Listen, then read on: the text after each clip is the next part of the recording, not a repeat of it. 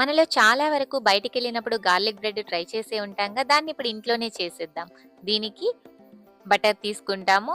బటర్‌ని melt చేసేసుకొని garlic తీసుకుంటాము. So, దాన్ని సన్నగా గ్రేట్ చేసుకోవాలి.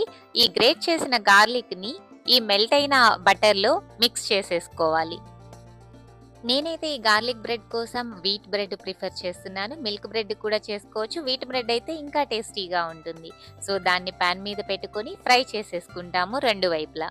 బ్రెడ్ కొంచెం స్పైసీగా ఉంటే దాని కిక్కే వేరు కదా! సో, అందుకని నేను దాని స్ప్రెడ్డింగ్‌కి red chilli sauce, green chilli sauce తీసుకున్నాను.